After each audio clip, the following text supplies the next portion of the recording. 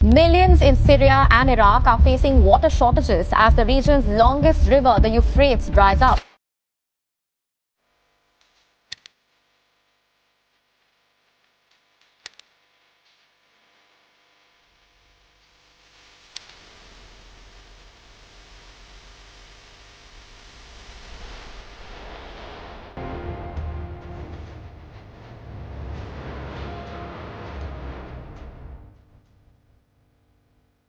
बिस्मिल्लाहिर्रहमानिर्रहीम। Amaze TV के प्यारे से नाजरीन को हम अपने चैनल में खुश आमदीद कहते हैं। हम उम्मीद करते हैं कि आप खैरियत से होंगे। अस्सलामु अलैकुम मोहतरम नाज़रीन। क़यामत दुनिया के उस आखिरी दिन में बर्पा होने का अल्लाह का वादा है जिस दिन पूरी कायनात के फना होने का दिन होगा। ये वो दिन है जिस दिन हौलनाक शोर की आवाज़ें और जलजलों की आवाज़ों से दहशत ज़दा होकर दूध पिलाने वाली माएँ अपने बच्चों को भूल जाएगी। तमाम इंसानों हैवान उस चीख की दहशत से मरना शुरू हो जाएंगे। ज़मीन फट पड़ेगी, पहाड़ रुई की तरह उड़ते फिरेंगे, सितारे और सैयारे टूट कर गिर पड़ेंगे। इस अजीम दिन की खबर तमाम अंबिया कराम अपनी उम्मतों को देते चले आए हैं, मगर नबी आखिरुज़्ज़मा हज़रत मोहम्मद सल्लल्लाहु अलैहि वसल्लम ने अपनी उम्मत को खबर दी कि क़यामत निहायत ही करीब आन पहुंची है। लेकिन क़यामत कब आएगी, इसकी ठीक तारीख और वक्त अल्लाह के सिवा किसी को मालूम नहीं। ये ऐसा राज है जिसे अल्लाह ने किसी फरिश्ते या नबी को नहीं बताया, लेकिन गैब की कुछ खबरें नबी करीम सल्लल्लाहु अलैहि वसल्लम को बताई गईं, जो आप सल्लल्लाहु अलैहि वसल्लम ने सहाबा कराम को बताई। यह खबर कुछ अलामतें और निशानियां थीं जिसके पूरे हो जाने के बाद ही क़यामत का ज़हूर होगा। इन्हीं अलामात में से एक अलामत दरियाए फुरात से सोने का पहाड़ निकलना है। इसके मुतालिक मुख्तलिफ हदीस और रिवायात को एक जगह जमा किया जाए तो वो कुछ यूँ है कि रसूलुल्लाह सल्लल्लाहु अलैहि वसल्लम ने इरशाद फरमाया, अनकरीब दरियाए फुरात सूख जाएगा और इससे सोने का पहाड़ नमूदार होगा। जब लोग इसके बारे में सुनेंगे तो उसकी तरफ चल पड़ेंगे और जो उस पहाड़ के पास होंगे वो कहेंगे कि अगर हमने इसे छोड़ दिया तो दूसरे लोग इसे ले जाएंगे। इस खजाने को हासिल करने के लिए लोग लड़ पड़ेंगे। इनमें से हर आदमी कहेगा कि शायद मैं ही जिंदा रहूं और इस दौलत पर कब्जा जमा लूं। इस कत्ल गारत के नतीजे में हर 100 में से 99 इंसान कत्ल हो जाएंगे। नबी करीम सल्लल्लाहु अलैहि वसल्लम ने तंबीह करते हुए मजीद फरमाया कि अगर उस वक्त कोई जिंदा हो तो इसे इस खजाने से कुछ नहीं लेना चाहिए।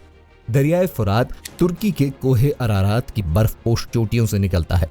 ये वही अरारात पहाड़ है जिसके बारे में कहा जाता है कि नूह अलैहिस्सलाम की कश्ती यहाँ तूफान के बाद आकर ठहरी थी। फुरात 2800 किलोमीटर लंबा दरिया है जो तुर्की, शाम, उर्दन, कुवैत और इराक से होता हुआ खलीज फारिस में गिर जाता है। दरियाए फुरात के किनारे माजी में एक बहुत बड़ी तहजीब आबाद थी जिसे कदीम बाबुल की तहजीब कहते हैं। शाम के शहर जराबलस के करीब एक सहरा है जहाँ से दरियाए फुरात गुजरता है। इसी मुकाम पर रसूलुल्लाह सल्लल्लाहु अलैहि वसल्लम ने इस बड़ी जंग की पेशनगोई की है जिसमें अहले रोम यानी यूरोप 80 झंडों तले इकट्ठा होकर मुसलमानों से जंग करेंगे। इसी इलाके के बारे में शिया अकीदा ये है कि यहाँ वो गार सरमन राय है जहाँ इमाम हसन अस्करी के बेटे इमाम मोहम्मद मेहदी अलैहिस्सलाम रूपोश हैं और आखिरी ज़माने में आपका ज़हूर होगा। हज़रत इब्राहीम अलैहिस्सलाम से लेकर इमाम हुसैन अलैहिस्सलाम की शहादत तक दरियाए फुरात के किनारे बेशुमार अहम तारीखी वाक़यात रोनमा हुए हैं। नाज़रीन, नहर फुरात का जिक्र बाइबल में भी मौजूद है। इंजील के मुकाशफा में इस नहर का जिक्र यूं आया है कि अनकरीब ये नहर सूख जाएगी और फिर कुर्बे क़यामत आ जाएगी।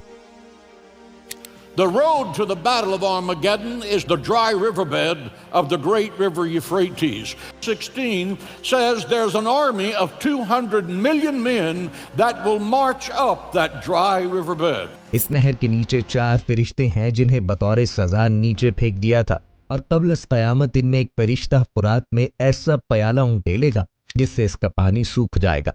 बाइबल के मुताबिक जब खुदा ने आदम और हव्वा को पैदा किया तो उन्हें अदन के बाग में रखा था जहाँ किस्म किस्म के दरख्त और फलों मेवे थे। इसी अदन के बाग को सींचने के लिए वहाँ एक अजीम नदी बनाई गई थी जिसकी 4 शाखें थी। इन 4 शाखों में एक फुरात की नहर थी जो इस दुनिया में आकर गिरती है। इसी से मिलती जुलती रिवायत इस्लाम में भी मौजूद है। जब रसूलुल्लाह सल्लल्लाहु अलैहि वसल्लम मेराज के सफर पर तशरीफ ले जाते हैं और वहाँ आप सिदरतुल मुंतहा नामी अजीम दरख्त की जड़ से 4 نہریں نکلتے ہوئے دیکھتے ہیں تو جبرائیل امین آپ کو بتاتے ہیں کہ ان میں سے 2 نہریں نیل و فرات ہیں جو دنیا میں جا کر گرتی ہیں۔ دریائے فرات کا کون سا حصہ جنت سے منسلک ہے جہاں سے یہ پانی اس زمین پر آتا ہے؟ یہ ایک پراسرار معمہ ہے۔ دراصل نبی کریم صلی اللہ علیہ وسلم کی پیشن گوئی کے مطابق دریائے فرات سے نکلنے والا سونا ہی اس عظیم جنگ کی وجہ ہوگی جسے ہرمجدون کہا جاتا ہے اور جس کے بعد قیامت قریب تر ہو جائے گی۔ اس لڑائی میں ہر لشکر یہ سوچے گا کہ فرات سے نکلنے والا سونے پر اس کا قبضہ ہو جائے۔ دراصل یہ لڑائی اور سونے کے اس خزانے کا نکلنا ایمان والوں کے لیے ایک آزمائش ہوگی۔ وہ لوگ جو دنیا کے مال و زر میں مبتلا ہو چکے ہوں گے ان کے لیے یہ خزانہ ایک آزمائش ہوگا۔ دریائے فرات سے سونا نکلنے کی اس پیشن گوئی کی آخر کیا تعبیر تھی اور فرات سے سونے کا یہ پہاڑ کب نکلے گا؟ اس کے متعلق علماء اور محققین کی مختلف آراء اور نظریات موجود ہیں۔ بعض محققین کا یہ کہنا ہے کہ جس سونے کے پہاڑ کا ذکر کیا گیا تھا وہ ظاہر ہو چکا ہے اور یہ سونا کچھ اور نہیں بلکہ شام و عراق سے نکلنے والا تیل ہے جسے 20ویں صدی میں زمین کے اندر سے دریافت کیا گیا اور جسے دنیا کالا سونا یعنی لیکوڈ گولڈ بھی کہتی ہے۔ لہذا حدیث میں سونے کے پہاڑ کو دراصل اس کالے سونے سے تشبیہ دی گئی ہے جسے مجازی معنی میں استعمال کیا گیا ہے۔ تیل کی دریافت کے بعد سے ہی یورپ اور عرب ممالک میں قوت و طاقت اور مال و دولت کی مدبھیڑ شروع ہوئی۔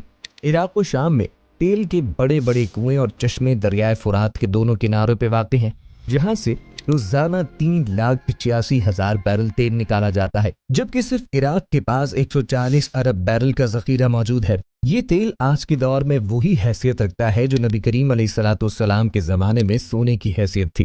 1917 سے لے کر آج تک عراق مسلسل حالت جنگ میں ہے، کبھی ترک عثمانی، کبھی عرب قوم پرست، کبھی صدام حسین، کبھی برطانوی فوج تو کبھی جرمن فوج، کبھی شیعہ سنی جنگ اور کبھی داعش۔ یہاں بے شمار جنگوں، فتنوں اور ہلاکت کا سبب بنے اور ان تمام جنگ و قتال اور غارت کا واحد سبب صرف تیل تھا۔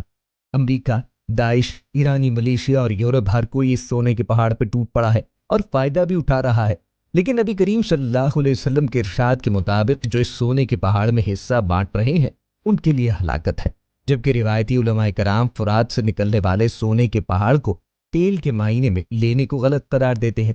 ان علماء کا کہنا ہے کہ بخاری و مسلم کی روایت میں کہیں بھی اس حدیث کا مجازی معنی کا ذکر موجود نہیں ہے، لہٰذا سونے کے پہاڑ سے تیل کا کنواں مراد لینا صریح غلطی ہے اور اللہ تعالیٰ اس چیز پر قادر ہے کہ دریائے فرات کے پانی کو خشک کر دے اور وہاں سے سونے کا پہاڑ برآمد ہو جائے۔ حدیث میں دریائے فرات کے خشک ہونے کی صاف پیشن گوئی کا ذکر ہے جو آج ست ہوتی نظر آتی ہے۔ دراصل دریائے فرات میں ترکی اور شام کے مقامات پر بہت سے ڈیم بنائے جا چکے ہیں۔ اس پر پہلا ڈیم 1970 میں تعمیر ہوا تھا۔ اب تک بننے والے ڈیمز کی وجہ سے اس دریا کے پانی کے بہاؤ میں حد تک کمی آئی ہے۔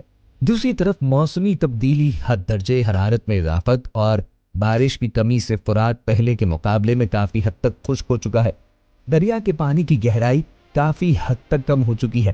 دریائے فرات کے متعلق شروع ہی سے ماہرین نے دعویٰ کیا تھا کہ اس میں بہت زیادہ سونا موجود ہے۔ پچھلے 50 سالوں میں دریائے فرات کے کنارے پر چھوٹے چھوٹے پیمانے پر سونے کی کانیں دریافت کر کے سونا نکالا گیا ہے۔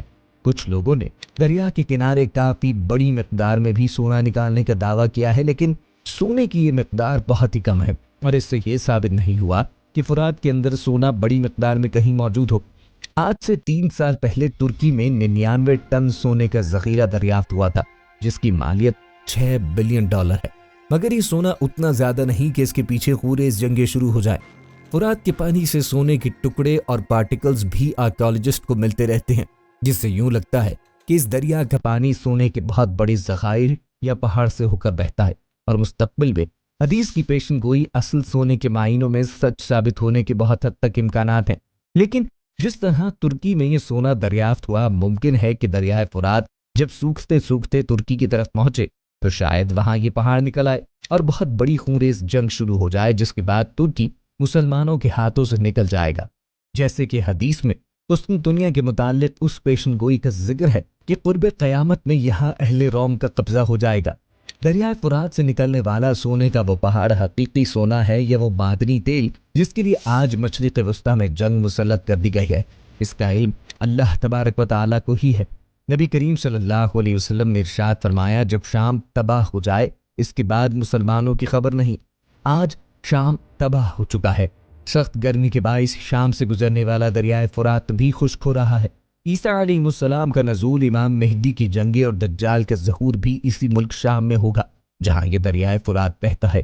یوں لگتا ہے کہ دریائے فرات کا خشک ہو جانا اس بات کی طرف اشارہ ہے کہ خواب غفلت میں پڑے لوگوں، اب جاگ جاؤ، اب تمہارا اس دنیا میں وقت ختم ہونے والا ہے۔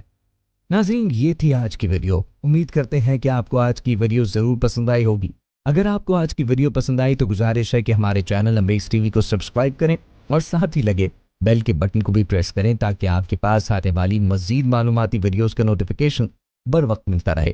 سبسکرائب کے ساتھ ویڈیو کو لائک کریں اور اپنی قیمتی رائے کا اظہار کمنٹس میں ضرور کریں۔ ناظرین، ہمارے چینل کو اسی طرح دیکھتے رہیے، پھر حاضر ہوں گے نئے ٹاپک کے ساتھ۔ آپ کا اور ہمارا اللہ حامی و ناصر ہو، آمین۔